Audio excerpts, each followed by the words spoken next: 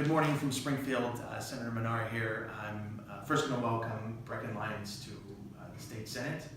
She's part of our Future Leaders program, and I think you're the 5th student from the 48th district to spend a day with me here in Springfield.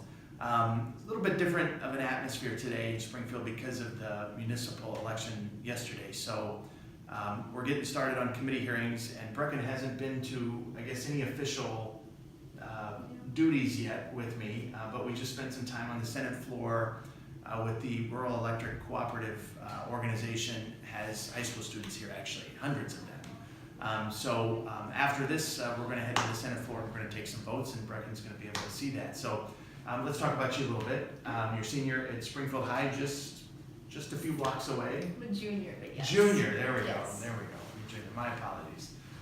But you're interested in public policy. You're interested in politics. Yes. What draws you into having an affinity for a place like this, or for government? I feel like there is a lot of change that can be done, and I feel that if I just kind of sit and watch and get frustrated with it, I'm not doing anybody any good. So the only way to really feel like I'm doing something about it is to get out and to try to make change. And I feel like being a public servant really is the most effective way to go about doing that. Yeah, that's how I rewind the clock, and when I was in high school, I met my state senator at the time, and we kind of opened up these doors of how do you facilitate change, and why it's important that you be involved in that. So, so tell me a little bit about what you, how do you put that in? You're a junior in high school, right? So, Yeah. so how do you put that into motion and into action to satisfy that desire to create change? Well, like I've said, I am kind of a part of a lot of different grassroots organizations here within Central Illinois. And, anywhere from, just getting education out, like getting the education part of it to the people of the area and trying to make them understand my viewpoint, while also having these conversations of, what do you believe versus what do I believe? Where can we find common ground, and how can we address the situation?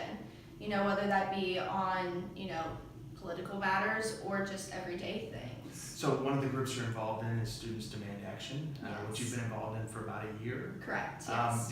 Were you involved in starting that organization at Springfield High? It actually isn't at Springfield High, just because we've had some Gotcha. tribulations with different things from the school. But yes, I helped start it in February of last year with a former educator here in Springfield who I had as a student. And we went all to Starbucks and we sat down and we said, this is an issue, this is something that we can help change. Where do we get started? Yeah, that's good. And the group has been active. Yes. And that's something that you put on yourself, right? You said, Yeah. I'm going to be involved and I'm going to take this on. And so you can imagine there's many diverging opinions when it comes Yes. to guns and firearms and the Second Amendment here in this building. Yes. But all voices should be heard, in my opinion. Exactly. Everyone deserves to be heard here, which is part of both our greatest strength, I think, and our greatest challenge as a society. Totally agree with So that. I commend you. I commend you on doing that. Tell me about. I asked you about this earlier Yes. when we were talking off camera, but tell me about JSA, because I've never heard of this. And Yeah. so tell me a little bit about that. So it's Junior Statesmen By the way, of not to interrupt America. you, but if this would have been in high school, in my high school, I would have ate this up. So go ahead, JSA. So it's basically just an organization called Junior Statesmen of America, and it has a huge emphasis on public policy and debate, and how do we, debate on these political topics in a way that's constructive, but also in a way that challenges us as thinkers and as leaders. So, and then there's the conventions and everything. There are competitions between clubs, and really just trying to build up our abilities within public speaking, as well as our abilities to, look at public policy and see, where do we feel the pitfalls are, where do we feel the, successes are, and how do we go about those. Yeah, I had a speech class in high school, and it was one of my favorites. Mrs. Beezer, Judy Beezer, was my teacher, wonderful teacher. And I loved it because it kind of made me nervous. You know, even though it was a small class, it made me nervous to have to get up and both prepare and then recite. You know, that just going through that process was kind of exhilarating for me. I still get nervous whenever I speak in front of groups, you know, this many years later, but it still happens. Future plans. What do you want to do? You got one more year left at Springfield High, and then what are your plans? Well, I definitely want to, I think I'm going to major in political science and then possibly minor in psych. And then I definitely want to go to law school and study constitutional law. Public office is a dream of mine, but we'll see how that goes. That's good. I would encourage you to do it.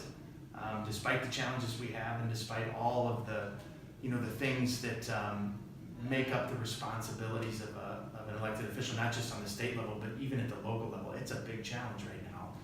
But we need young people to step up and to try to meet those challenges, because there's a lot of problems that your generation is going to have to take on. You're just going to have to take them on and find ways to fix them. So we're going to go up to the Senate floor shortly.